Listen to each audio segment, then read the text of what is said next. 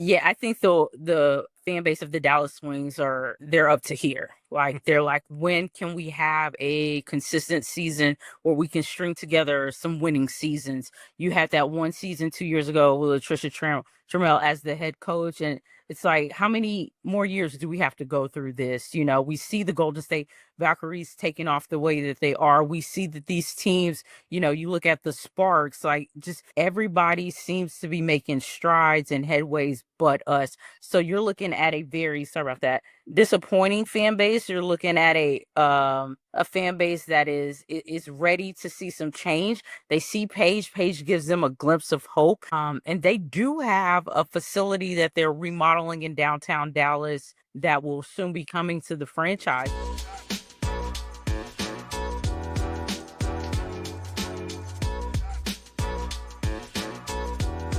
You discuss what your expectations were for the Wings headed into this season. I always look at this roster and I'm always surprised at just the record compared to the roster construction, their potential. So, can you just discuss your expectations heading into this season? Yeah, coming into this season, when you look at all the offseason acquisitions, when you bring in a former, defensive player of the year in Dejanay Carrington, when you look at Naisha Hines Allen, when you bring in these type of players, and also Ty Harris, when you bring in these type of caliber players, you don't expect the results to be what they are. And, so many things have happened this year, whether it's new coach, new, mixing of the veterans with the new age group, as well as injuries. You kind of just have to take what you can get at the moment. But the expectations were definitely, for me, were for them to make the playoffs. So, with that being said, and with the season almost coming to a close, what are you looking in terms of how the Wings are going to perform? Because we were taught some other journalists, and they said a lot of the league could become free agents. So it's like, next season could be a totally different roster. So, what exactly are you looking for in this season, in particular when it comes to Paige Bueckers, just in terms of her development and kind of the future? I know it's kind of murky right now because it's really unpredictable in terms of what's going to happen in the future.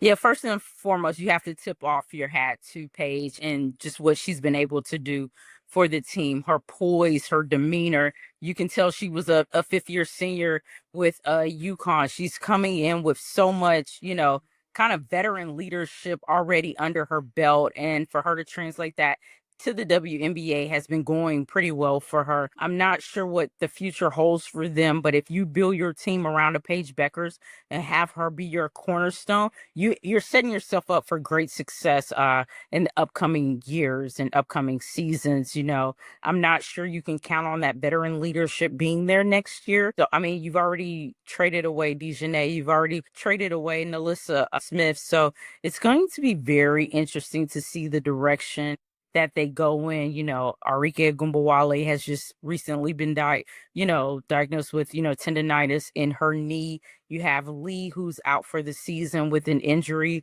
There's going to be room to have to go back to the drawing board, left and right. Well, because the injuries just keep piling up, right? And Yeah. it's just, I mean, yeah, and I mean, Paige is an obvious highlight, but kind of thinking about the season so far, have there been other highlights, other things that Wings fans can kind of hang their hat on a little bit and be like, okay, this was good. Yeah, you gotta look at, JJ Quinterly. You have to look at James. They've had some sparks of greatness. They haven't been able to like put it together and be consistent, but they've showed sparks of just being great with all three of them on the court together, along with Paige. In that, I call them the three-headed monsters. So just if you could build around them three, JJ puts me in the mind of a young Teresa Weatherspoon, a young Dawn Staley back in the day with the WNBA, and then you have, Isaiah James, like just with her athleticism and bringing that to the team. But you definitely have to have Paige at the point guard position in order for this to even look like a glimpse of hope. Once you solidify her in that point guard position, and give her the confidence to instill in her that she is the point guard and the leader of this team, then the sky's the limit for sure. What do you think Paige's ceiling is in terms of her potential? Because I've always seen her as just such a leader and a cornerstone. Of course, Caitlin Clark gets the headlines, and I'm a big believer in Caitlin Clark. But I just feel like Paige, I think that her rookie campaign is being kind of underplayed this season.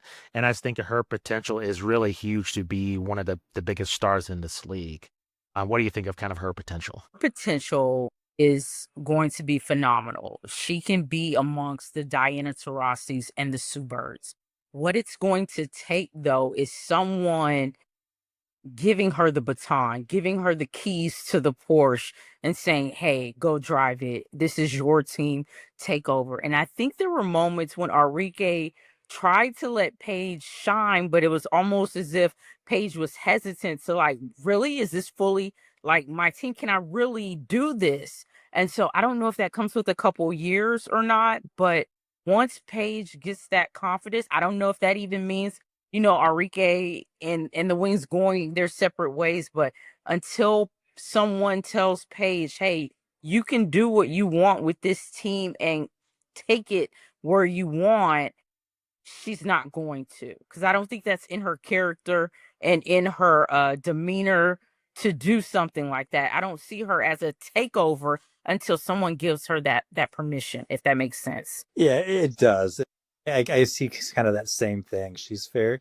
I mean, it's part of I think being a Husky too, right? I think that Yeah. it's team first, team above all, Yeah. and Yep. so I think that seems to be her focus, which is really cool to see.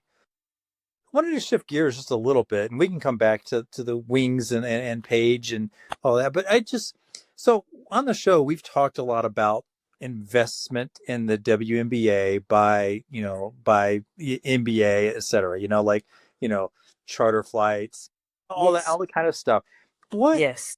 being close to the team, what are some improvements that I mean, we've talked also about the referees, but what are some improvements that would absolutely need more money and investment in to really help the W get to that next level?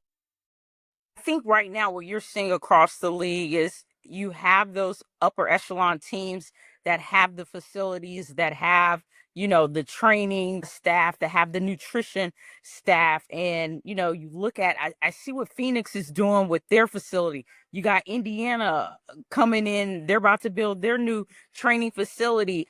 Once those women players, those females, those athletes feel appreciated and feel as though they're getting those little nuggets, I feel as though the morale will be a little bit higher with the charter flights coming in. I look at Dallas right now. They're still playing at UTA. That's a college facility, and that's not even your TCU facilities. That's not even your University of Texas facility. We're talking about University of Texas at Austin, and you literally have to share your gym with the football team, the weight room with the football team, the basketball team of that school. And so once you start getting those things into place, and then here come the charter flights, and you get those things into place, then we can see higher excellence. We're talking about these small little things that are kind of keeping them or separating them from being like of the New York Liberties. I mean, they're playing at the Brooklyn Nets facility. Your Phoenix Mercuries. Like, you gotta figure out a way to close that gap. So to that point, what is the temperature of the fan base? Because along with their struggles, now you're seeing a influx of teams, and now I can correct me on this. I don't think I've seen a league with so many just expansion teams come on the horizon in such a short fashion. So if I'm a Wings fan, I am very concerned just in terms of free agents. Not only, two teams that you were saying have existing facilities, but the Golden State Valkyries, the way that they have taken Wow. off, and other Wow. teams that have been going to be super aggressive. So what's kind of the feelings of the fan base? Are they concerned? I'm just that the Wings are not going fast enough in terms of just their improvements. Yeah, I think the fan base of the Dallas Wings they're up to here. Like they're like, when can we have a consistent season where we can string together some winning seasons? You had that one season 2 years ago with Tricia Trammell as the head coach, and it's like, how many more years do we have to go through this? We see the Golden State Valkyries taking off the way that they are. We see that these teams, you look at the Sparks, like just everybody seems to be making strides and headways but us. So you're looking at sorry about that, disappointing fan base. You're looking at a fan base that is ready to see some change. They see Paige gives them a glimpse of hope. And they do have a facility that they're remodeling in downtown Dallas that will soon be coming to the franchise. But you want to have that winning mindset and that winning mentality first before you transition into that facility. Why go into a facility that's being renovated just for you, but the morale and the team isn't doing well? That's not good market ability there. So the fan base is frustrated from, wanting new leadership, wanting a new coach. It's like enough is enough. And personally, they deserve that. Yeah, it's interesting because for me, like, coaching is so important. Right. I know sometimes some people overrate coaches, but I think coaching is so underrated because it sets the tone, it sets the Right. tenor. And, we had talked about this on an earlier show about, like, the Aces having a down year, and is Right. Becky Hammond in danger? The Right. consensus was no, it's their smart ownership. They know that she sets the right attitude. So what does Dallas have to do to kind of to right that ship? And did they make mistakes getting rid of, we've seen a lot of coaching turnover that was a little unexpected. I mean, the show here was absolutely shocked with Spoon getting fired in Chicago. We were like, what? Yeah. So Yeah. what's Dallas's way forward here with the coaching? And For LT to be gone after, that second year, after what she did that first year, injuries played a factor. Satu didn't come back until after the Olympics. A lot of things played a factor in that, and she wasn't given much grace. And now you have a new GM, a new coach, and you're thinking, I'm not saying it's going to be a perfect season, but you would think that it would be a little bit better than what it is now. When you look at the players, when you look at Paige, talent alone should have gotten you more wins than you have now, just talent alone. And now you factor in the coach and you look at the relationship that he has with the players and everything, and just everybody kind of advocating for Nola Henry, who was a successful coach with Unrivaled. And that has to be an uncomfortable situation for him to be hearing it from the fans. Then you have someone right next to you, your assistant coach, who's coming off Unrivaled, winning the championship, and she's a fan favorite. The players love her, and now it's being caught on camera. Everybody's talking about it. The people are seeing it. You go into the Golden State Valkyries stadium and they are booing you. You go into New York's the Liberty Stadium, they are booing you. So like it has to be an uncomfortable situation. And when I look at Coach K, I think like sometimes the human aspect of it, you have to look at yourself in the mirror and say, am I really doing a good job? Is this job really cut out for me? Personally, I had a situation, I'm like, this isn't for me. Like, you have to evaluate yourself and do what's in the best interest of the team. If you feel as though, hey, like, girls, I tried. I gave this a shot. This isn't working out for me. I think more fans would respect him if he realized that instead of continuing on, if that makes sense. Yeah, that makes total sense. It It's seems okay. It's very okay to do a self check and be like, you yeah. know what? Maybe I was in over my head, and you know, I'm not maybe getting along with my assistant coach because the fans want her. You can't go into a job every day and have that on you. Like, that can't be good for your mental health. And that's where I am with this situation. How can you continue to go into this gym every day with fans booing you. The team isn't winning, but all you can say is, hey, we got to keep improving. Like, we got to put 4 quarters together. Okay, that was good the first 5 games of the season. We're halfway in the season, and you're still saying the same things that you said after the third or fourth game. Where's the growth? There hasn't been any growth. Yeah, it's like being in a call center and having a script and just following the script, right? Like, Yeah. what am I going to say after today's loss? And Four quarters, put them together. he's saying the same things during the press conference. It's like, you said that last week. You said that the week before. There has to be, fans are exhausted. There hasn't been any solution. Fans are exhausted. Just the front office, are they aware of this, or are they just, they just want to run the team? And I've talked to another journalist that with the Chicago Sky, and I kind of asked a similar question because they're dealing with a lot of turmoil themselves, and it seems like it might be just worth it just to kind of sit on the team in terms of ownership and just wait till there's a billionaire just to buy it and just sell it to them and just just let the cards fall where they may. I'm just curious, is there even a push just to make this team better, or is it just we're just wait until there's an investor just to come buy this team later? Because it just seems to me that there's a lot of potential and it's being wasted at this point. And you don't want to waste Paige's career. Yeah, exactly. You don't want to waste her career. And Justin, what I'm thinking is, was there something said at the beginning of the season that we don't know about, that the fans don't know about? Was there a conversation that said, hey, it's okay to have a rebuilding season? Hey, we're okay with what it looks like after this season, because we know the year 2 is when we'll start getting the free agents in. Was there a conversation for this to make sense that nobody knows about? Because the actions aren't there. When you have the veterans that came in, when you bring in a Charles, when you bring in all these different pieces, and you wait to hear them account, like, don't we know? What don't we know? And so for me, this needs to be fixed, and fixed quickly, because my biggest fear is that this coach will return, because he's been given so much grace. Yeah, it's interesting you talked about that conversation that may have been had. I mean, most of the time I feel like when teams are going to do that, they kind of warn their fans, right? Like, Yeah. and the Rockets, the 76ers, the process, the Astros, like, it's going to be tough. Like, yeah. There's a plan. Yeah, there's a plan. Wait for it. It's coming. You don't see it now, but it's coming.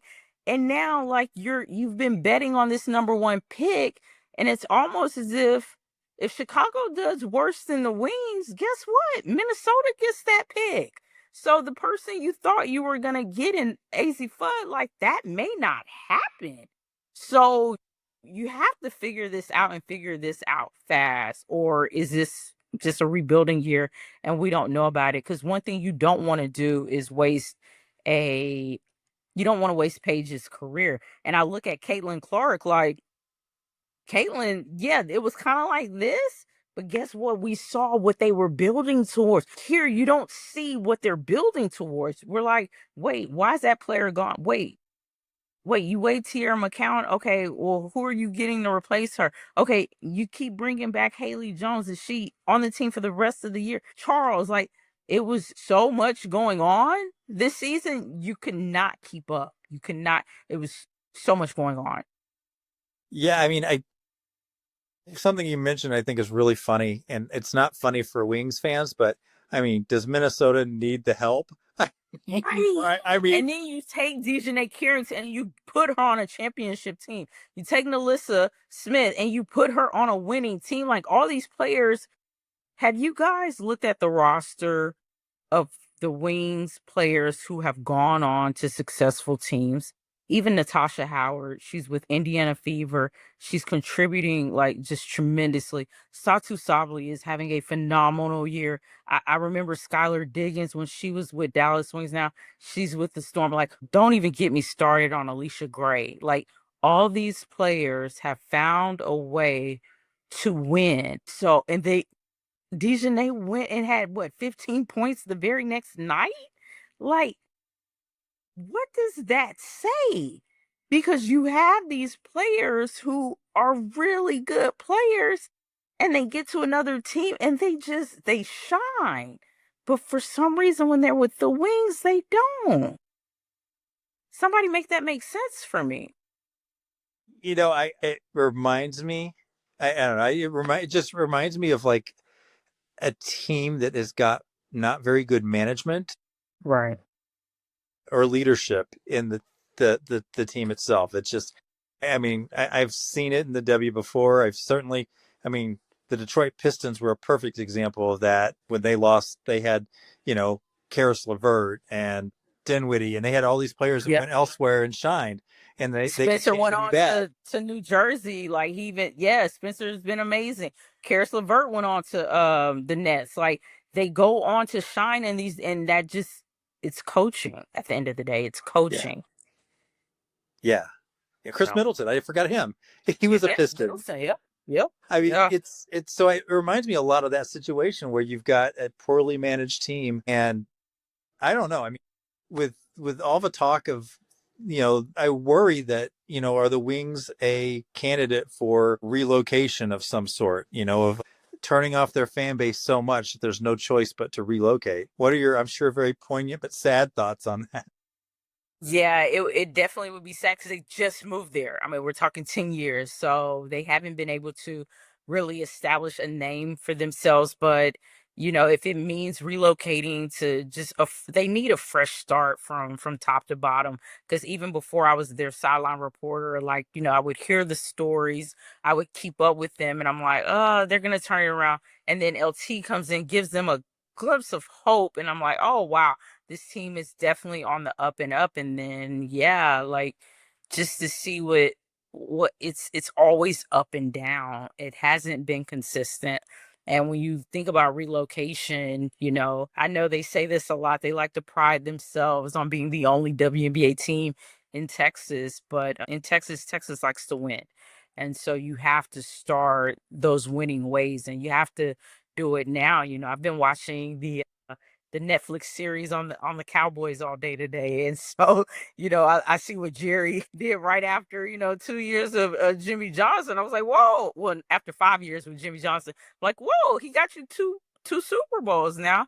He's like, no, I need somebody else. So he goes to Barry Switzer. So that room of grace wasn't there. And so for Coach K with the Dallas Wings to have this much grace, for him to even be able to go this long with this, it's disheartening.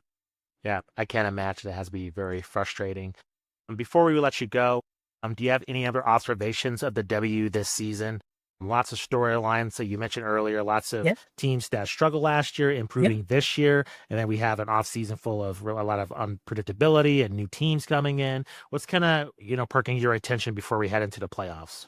Yeah, two things. Definitely the scheduling. I'm seeing all these injuries, happen, and it's definitely because, a lot of wear and tear on the body. I look at Paige, who played a college season. Now she's in the W and having to put all this wear and tear on her body. So something needs to be done with that, with expanding the games to where there's some breaks in between. These back to backs are really like hurting them. You don't want to get into the playoffs where you have your bench players playing. You want that star power. You want the Nafisa Colliers of the world. You want the Asia Wilsons of the world. You want, that star studded. And I kind of like how Caitlin has been playing her injury a little bit because now she's going to be, fresh and ready to go, hopefully for the playoffs. So I kind of like that situation. That may play into their favor come the playoffs. So injuries, as far as the scheduling, that's my number one concern. But I'm excited also for the upcoming class. When you look at Juju Watkins, you look at Flau'jae Johnson, AZ Foot. Oh my God, don't get me started on Olivia Miles. Like that level of talent coming into the W possibly next year. Oh, Betts. I'm sorry, Lauren Betts. I'm sorry. I didn't want to like exclude you, but yes, just that level of talent coming into the W next year. It's going to be an exciting season. And I know you mentioned the Aces with, Becky. Is this like, a low moment for her. Don't sleep on them. I think Jewel Lloyd is starting to come into her own. She's starting to find her rhythm and her place on the team, and you got to peak at the right time. So I think the Aces are kind of like peaking at the right time, and Minnesota is staying afloat. They brought in DeJounte. You think they were going to drop with Collier being out with injuries, but yeah, it's going to be an exciting playoffs for sure. No, it is. No doubt. ShaVonne, thank you very much for spending the time. Truly appreciate it. Can you let our audience know where you're located on social media? If you have Yeah. any upcoming projects where they can catch your work? Okay, cool. Yeah. So for sure on Instagram, I'm StarVonne. That's StarVonne. Again, StarVonne, StarVonne. And starting this football season, I will be with the SWAC. I have my first game is Preview Grambling at the Cool. Cotton Bowl in Nice. Dallas. So I'll be sideline reporting for the SWAC this upcoming season. That we are streaming now starting August 1st. All the games will be streaming. And so I'm looking forward to being a sideline reporter this upcoming football season and covering all things SWAC football. Nice. Big fan of the SWAC. My parents went to Grambling. My dad was in the Grambling marching band. So always keeping up with the SWAC. So I'll be watching. Nice. Thank you so much. Thanks, ShaVonne. Appreciate it. Thank you. Thank you, Alan. Thank you, Justin. Thank you, ShaVonne.